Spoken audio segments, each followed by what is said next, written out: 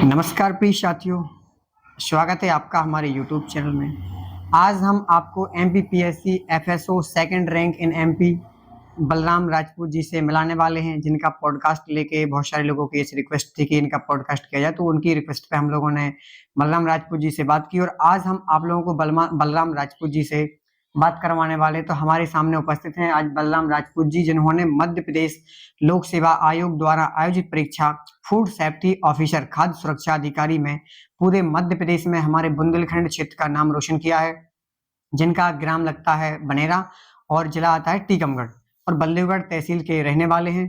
तो चलिए आज हम आपको मिलवाते हैं बलराम राजपूत जी से। तो सबसे पहले बलराम राजपूत जी, आप अपना हमें थोड़ा अपने 2-4 लाइनों में अपना इंटरव्यू दीजिए, मतलब बताइए, अपने बारे में बताइए कुछ। जी सर, मेरा नाम बलराम राजपूत है। मैं मध्य प्रदेश के टीकमगढ़ जिले की बल्लभगढ़ तहसील से बिलोंग करता हूँ। मेरा जन्म स्थान ग्राम बनेरा है और मेरा जो पालन पोषण मेरे मामा मामी ने किया है, जो सिजौरा के रहने वाले हैं। और मेरी जो प्रारंभिक शिक्षा है वो भी सिजौरा से मामा के यहाँ से हुई है, जहाँ तक मैंने कक्षा 1 से 8 तक पढ़ा है। इसके पश्चात मैं टीकमगढ़ में पढ़ाई के लिए गया था, जहाँ मैंने एक्सीलेंस स्कूल में 9th से 12th तक पास किया है। और तत्पश्चात मैंने इंदौर में स्नातक के लिए गया था, जहां मैंने होलकर साइंस कॉलेज में एडमिशन भी ले लिया था, लेकिन किसी कारणवश से मैंने वहां से जो एडमिशन भी कटवा लिया था और टीकमगढ़ से स्नातक की है। और मैंने इसी के साथ तैयारी भी शुरू कर दी थी एमपीपीएससी की। और मैंने 2022 से अटेम्प्ट देना प्रारंभ किया था, जिसमें मुझे अंतिम रूप से सफलता तो प्राप्त नहीं हुई, लेकिन मैंने इंटरव्यू तक पहुंचा था। और इसी प्रकार 23 में भी इंटरव्यू तक पहुंचा था और 24 में मेंस दिया था, लेकिन क्वालिफाई नहीं हो सका। और 25 और 26 के मेंस अभी अगस्त और सितंबर में है और बीच में ही एफएसओ की परीक्षा भी दी है। आपने एजुकेशन में, जैसे आपने प्राइमरी एजुकेशन आपने कहाँ से किया था अपना? मैंने प्राइमरी एजुकेशन अपने मामा के यहाँ से सिजौरा से की है और कक्षा 8 तक की है।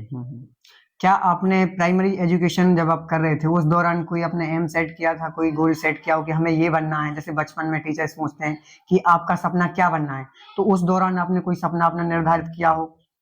उस टाइम पर जब छोटे थे, जब 7वीं 8वीं में पढ़ते थे, तब तो ऐसा कोई सपना नहीं देखा था। बस एक ही सपना था कि टॉप करना है एक बार। हाँ, बस उस माध्यम से आपने अपने माता पिता का, मामा मामी का नाम बहुत अच्छे तरीके से रोशन किया है। आपका फैमिली बैकग्राउंड कैसा है मेरा एजुकेशन के मामले में हम देखें तो? जी, मेरे मामा हैं जो वे स्कूल तो नहीं गए, लेकिन व्यवहारिक लेवल पर पढ़े लिखे हैं। वे जैसे जो महाभारत है, जो आला है, वो पढ़ लेते हैं, पढ़े लिखे हैं, लेकिन स्कूल नहीं गए। उनके जमाने में स्कूल जैसे गांव में नहीं था, तो वे स्कूल कभी जा नहीं पाए। लेकिन मेरे पापा 10वीं तक पढ़े हैं और मम्मी और मामी ने नहीं पढ़ा है, मतलब पढ़े लिखे नहीं हैं। और बस मेरे पापा पढ़े लिखे थे, मामा भी पढ़े लिखे थे, तो उन्होंने मुझे पढ़ाने का मतलब भरपूर प्रयास किया और जिसकी बदौलत मैं आज एमपीपीएससी में सेलेक्ट हुआ। देखिए, तो जैसे बलराम राजपूत जी ने हमें बताया है कि इनके माता पिता भी थोड़ी, अगर हम देखें तो उस हिसाब से नहीं पढ़े थे, ना ही इनके मामा मामी, लेकिन आज उन्होंने वो मिसाइल निर्धारित की है जो हमारे बुंदेलखंड ही नहीं पूरे मध्य प्रदेश में, आज बलराम राजपूत ने मध्य प्रदेश में सेकंड रैंक प्राप्त की है। ये उनकी जो मेहनत है, आज उसका रंग आज हमें देखने को मिल रहा है। तो चलिए, और आप बताइए, जैसे आपके भाई लोगों का, माता पिता का क्या सपोर्ट रहा है बिल्कुल शुरू से लेके अब तक? जैसे मेरी पढ़ाई में यदि सबसे ज्यादा सपोर्ट देखा जाए तो मेरे मामा और मामी का है, जो सिजौरा के रहने वाले हैं। और मेरे जैसे जो मामा के लड़का है एक रवि प्रकाश राजपूत, उनका सपोर्ट रहा है। और मम्मी पापा का और भैया लोगों का तो रहा ही है। और सबसे ज्यादा सपोर्ट मामा मामी का ही रहा है, जिन्होंने मुझे टीकमगढ़ पहुंचाया और पढ़ाई के लिए पैसा भी लगाया है, और साथ में मम्मी पापा का भी रहा है। अब हम चलते हैं अगली कड़ी में क्वेश्चन की। तो ये देखते हैं, जैसे कि कई बार अपन तैयारी करते हैं तो उस दौरान कई बच्चे बीच बीच में टूट जाते हैं कि अब हमसे नहीं होगा। जैसे एक अटेम्प्ट दिया, सेकंड दिया, थर्ड दिया, मान लो नहीं हो रहा है, फोर्थ दिया, उसमें भी नहीं हो रहा है। तो इस दौरान स्टूडेंट्स को क्या, जो एस्पिरेंट है, उनके अंदर कैसी भावना, उनको अपने मतलब सोच विचार रखने चाहिए ताकि वो लंबे समय तक अपना संघर्ष कंटिन्यू रख सकें? जी सर, इसमें पहले ये देखना चाहिए कि जैसे उनका संघर्ष है, उनको अपने मम्मी पापा का संघर्ष देखना चाहिए। जब यदि मम्मी पापा या जैसे मेरे लिए मामा मामी थे, तो मैंने उनका संघर्ष देखा है। जब मुझे लगा कि जो मेरा संघर्ष है ना, वो मम्मी मामा के संघर्ष के सामने बिल्कुल तुच्छ है। और मेरे जो भैया लोग थे, जो मेरे से 4-5 साल बड़े थे, वो भी एमपीपीएससी की तैयारी कर रहे थे, तो उनके संघर्ष के सामने मैं ना के बराबर था। तो जब मैं भी फेल भी जैसे असफल हुआ हूँ, तो मुझे कोई टेंशन नहीं होती थी, क्योंकि मैं तो फिर भी पहले अटेम्प्ट में इंटरव्यू तक पहुंचा था। तो मुझे ज़्यादा दुख नहीं हुआ जब मैं 22 के फाइनल रिजल्ट से बाहर हुआ, क्योंकि मुझे लगा कि मेरा बहुत अभी संघर्ष बहुत कम है और मुझे बहुत सुधार करना है। और बस मैं निरंतर सुधार करता रहा, और इसलिए मुझे कभी मतलब फेल होने का कोई ना तो दुख हुआ ना कुछ। बस मैं लगा रहा, मैं अपना कर्तव्य समझ कर तो मुझे करना है, एक ना एक दिन जरूर सफल होंगे। आपके मन में जो है एमपीपीएससी की तैयारी करना या जी। उससे संबंधित परीक्षाएं देने का विचार कब आया? ये आपने अपने हिसाब से एडजस्ट किया या आपने कहीं दूसरे से प्रेरित होकर ये सपना देखा? मेरे दिमाग में जो पीएससी तैयारी करने का विचार 12th पास आउट के बाद ही आया था, जब मैं इंदौर में स्नातक के लिए गया था। तो उसी समय मैं दोस्तों से परिचित हुआ, तो उन्होंने कहा कि एमपीपीएससी बढ़िया है, यहाँ से ऐसे ऐसे अधिकारी बनते हैं। तो उसी टाइम पर मेरे अंदर एक विचार आया कि मुझे भी करना चाहिए और मैं भी ये कर सकता हूँ। तो उसी दौरान से मैंने एमपीपीएससी की तैयारी शुरू कर दी थी। और इसके लिए बहुत सारे जैसे जो भी एस्पिरेंट रहते हैं, उनके मन में ये डाउट रहता है क्या हम इसको सेल्फ स्टडी से करें या ऑनलाइन करें या ऑफलाइन कोचिंग ज्वाइन करें? इन तीनों में से अपन बेस्ट ऑप्शन क्या रहेगा? आपके हिसाब से बेस्ट ऑप्शन क्या है? जी सर, जैसे आज से 4-5 साल पहले देखा जाए तो ऑफलाइन ऑप्शन बेस्ट था, लेकिन वर्तमान समय में जैसे जो डिजिटल रूप से चीजें बढ़ गई हैं, तो ऑनलाइन ऑप्शन बेस्ट है। और इसकी तैयारी के भी अलग अलग स्तर है। जैसे प्रीलिम्स है, तो प्रीलिम्स मुझे लगता है कि जैसे ओएमआर वाली प्रैक्टिस घर पर कर सकते हैं और इसकी ऑनलाइन तैयारी कर सकते हैं। यदि पास में ही यदि ऑफलाइन रूप से चीजें उपलब्ध हैं तो ऑफलाइन कर लेना चाहिए, लेकिन ऑनलाइन भी बेस्ट है। लेकिन जो मेंस स्तर की है तैयारी, तो अपन ऑनलाइन और ऑफलाइन दोनों कर सकते हैं, लेकिन इसमें जो मेंस में मेन चीज होती है आंसर राइटिंग, तो जो ऑफलाइन ही ज्यादा बेटर रहती है। यदि घर पर आंसर राइटिंग नहीं कर पाए, यदि घर पर आंसर राइटिंग अच्छे से कर रहे तो कोई दिक्कत नहीं, ऑनलाइन भी कर सकते हैं। और इंटरव्यू के लिए, मॉक इंटरव्यू के लिए तो वहीं जाना ही पड़ेगा। ऑनलाइन भी ठीक है, लेकिन ऑफलाइन ज्यादा बेटर है। आपने इंदौर से तैयारी की है जी। तो जैसे जब कोई बच्चा एमपीपीएससी या अदर एग्जाम्स की तैयारी बाहर रह के करता है, चाहे वो अपने जिले में रहे चाहे जिले से बाहर रहे, जी। तो उस दौरान जो है जो मिडिल क्लास फैमिली के बच्चे होते हैं उनको आर्थिक समस्या देखने को मिलती है। आपको भी कई पल ऐसे आए होंगे कि उस टाइम आपके पैसे टाइम पे नहीं पहुंचे, हो सकता है पैसे पहुंचाने वाले ने मना कर दिया कि अभी हमारे पास व्यवस्था नहीं है और आपको बाद में। तो इस दौरान आपने अपनी जो आर्थिक समस्या उससे कैसे निपटा? जी, इस दौरान जैसे ऐसी समस्या कई बार आई है, लेकिन इस दौरान जैसे मम्मी पापा या मामा मामी ने कहीं से उठाकर जैसे किसी दूसरे से पैसे लेकर भी पहुंचाए हैं, या मैंने स्वयं, जैसे मेरे बहुत से दोस्त हैं तो मैंने भी दोस्तों से लेकर ऐसे काम चलाया है। जैसे पहले से भी जैसे किसी से रुपए ले लिए हैं किसी दोस्त से, तो दूसरे दोस्त से ले लेते। और कभी कभी ऐसी भी समस्या आई है कि घर से रुपए आए नहीं है और दोस्तों के नहीं दे पा रहे हैं, तो तीसरे दोस्त से लेकर उस दोस्त के चुका देते जब भी उसको जरूरत पड़ती थी। तो फिर वो तो सहयोग से एक दूसरे का चलता ही रहता है। जैसे इंदौर में ऐसा ही किया है मैंने। इसके बाद आपने कौन सी कोचिंग से तैयारी की है? कोई ऐसी कोचिंग हो जिससे आपने मूल रूप से तैयारी की हो?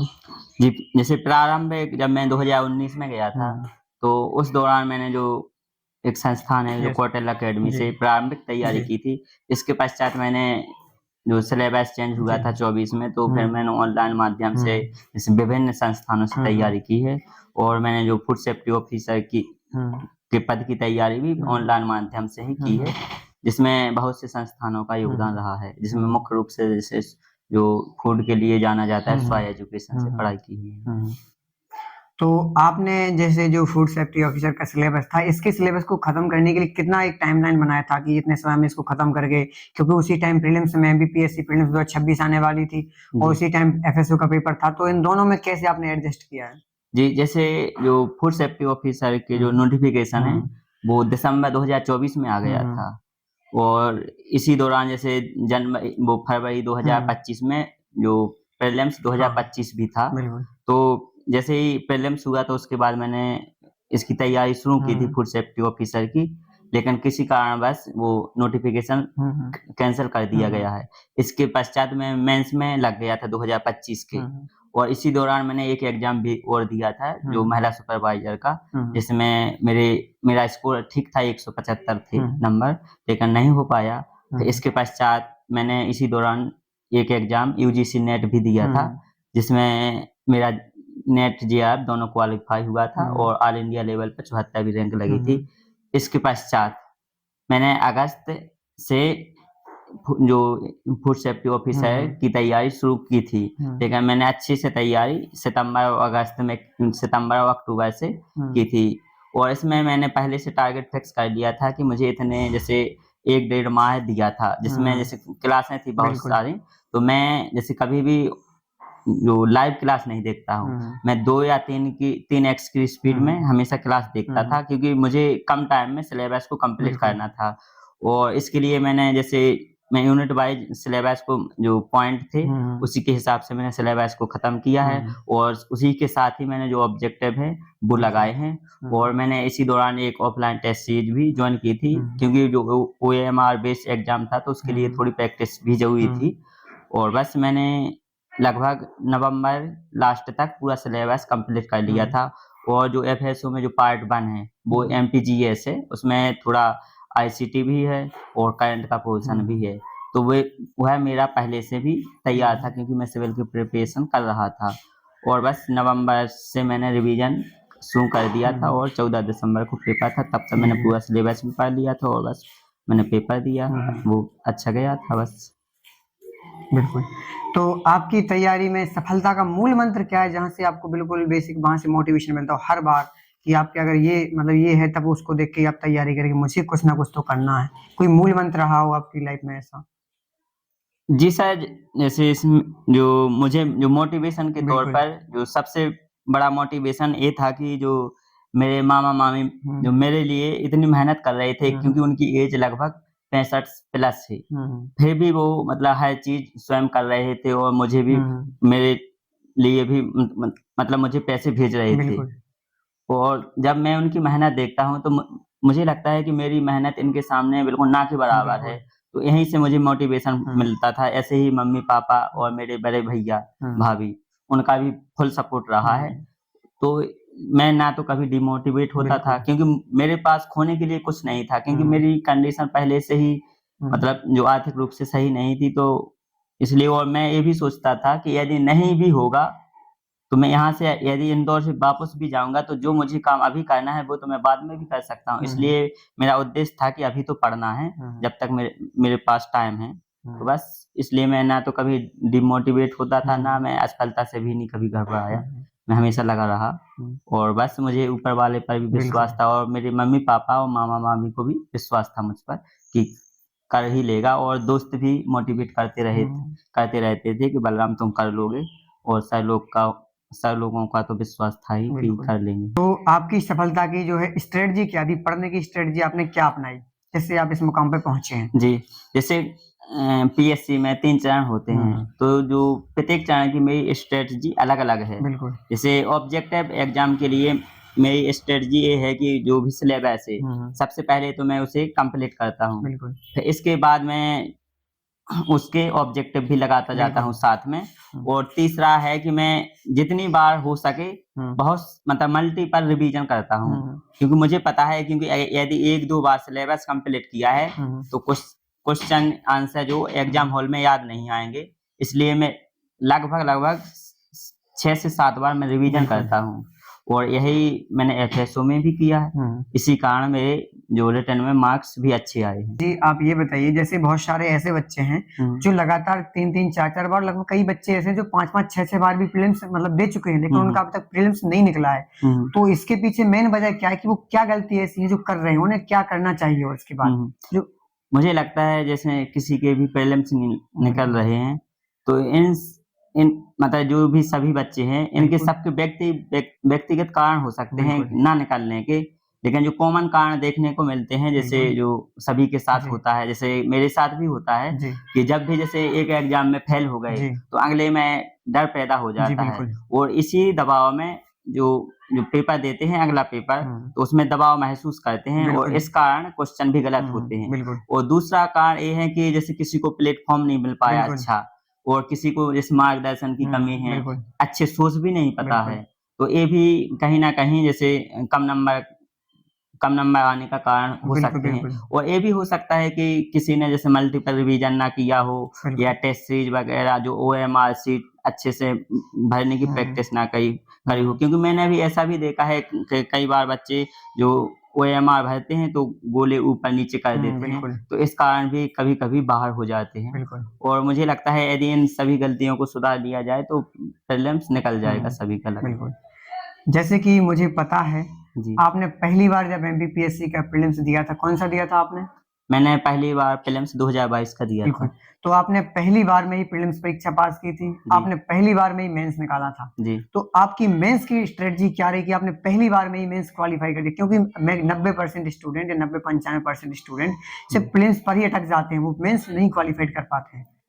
जैसे मेंस का जो मेरा पहले से सिलेबस बिल्कुल। कंप्लीट था, केवल मेरी जो कमी थी मेंस में केवल प्रैक्टिस की। बिल्कुल। तो मैंने जितना भी टाइम मिला है 2022 के मेंस के लिए, तो मैं उस टाइम पे अच्छे से जो टेस्ट सीरीज है वो भी दी है, और जो मेंस के जो शॉर्ट नोट्स हैं वो सबसे महत्वपूर्ण होती है मुख्य परीक्षा के लिए, बिल्कुल। तो मैंने उनको भी व्यवस्थित रूप से बनाया है, बिल्कुल। और जो आंसर राइटिंग भी की प्रैक्टिस भी अच्छे से की है। और बिल्कुल। तीसरी है कि जैसे मुझे कोई भी क्वेश्चन नहीं आया मेंस में, बिल्कुल। तो मैं उसमें कुछ ना कुछ लिखता था। बिल्कुल। यानी मैंने कभी भी जितने भी टेस्ट सीरीज लगाई हैं, मैंने कभी भी कोई भी क्वेश्चन छोड़ा नहीं है, चाहे मुझ पर बने या ना बने। केवल 3 मार्कर आते थे पहले, उनको छोड़कर यदि फैक्चुअल है तो बिल्कुल। मैं केवल वही छोड़ता हूँ, अन्यथा मैं पूरा पेपर अटेम्प्ट करता था, और मुझे लगता है यही कारण है कि मेरा मेंस क्वालीफाई हो गया। बिल्कुल।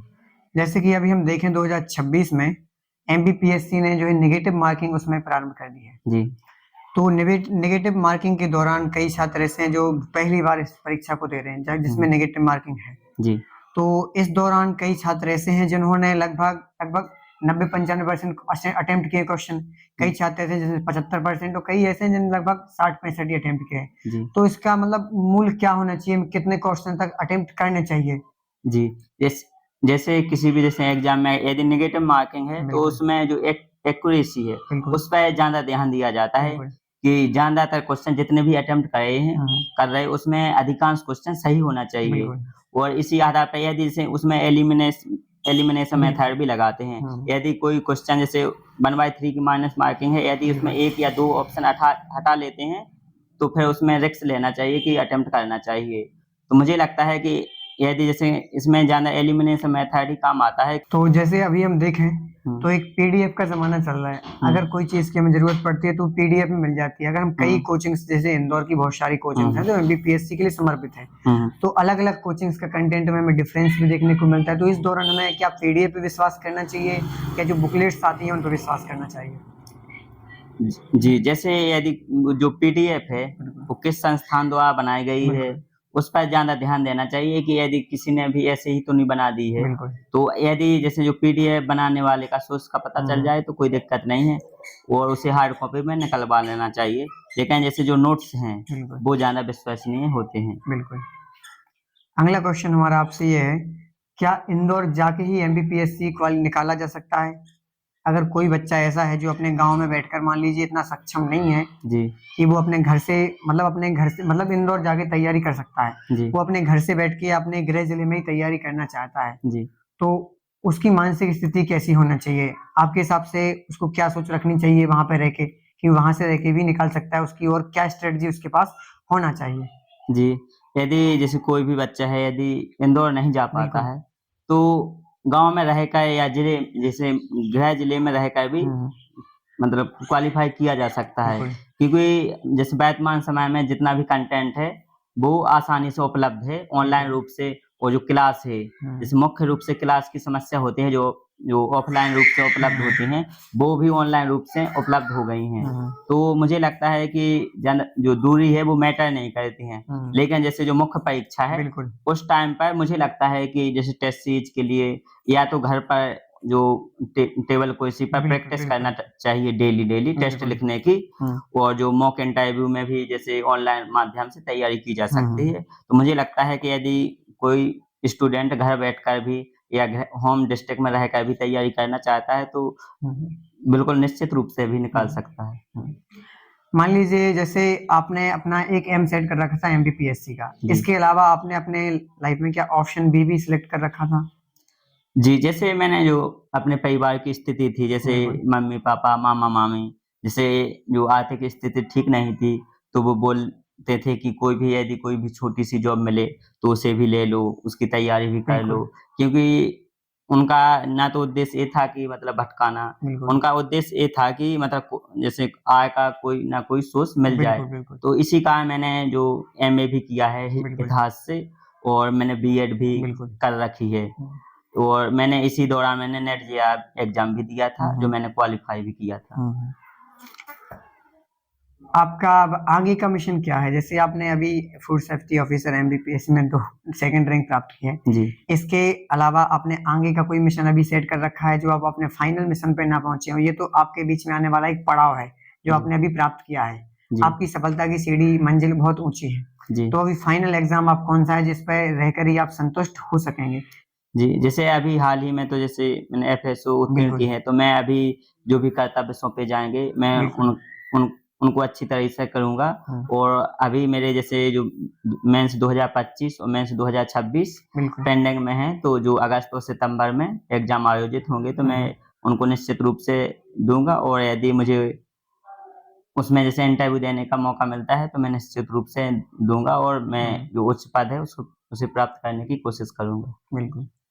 जैसे कि आपका एक मध्यम वर्गीय परिवार से आप बिलोंग करते हैं। जी। आपके पापा जी क्या व्यवसाय करते हैं? मेरे पापा जी खेती करते हैं, कृषि बिल्कुल। कार्य। और आपके मामा जी का भी काफी सपोर्ट रहा है। जी। तो वो भी क्या व्यवसाय करते हैं? कृषि, खेती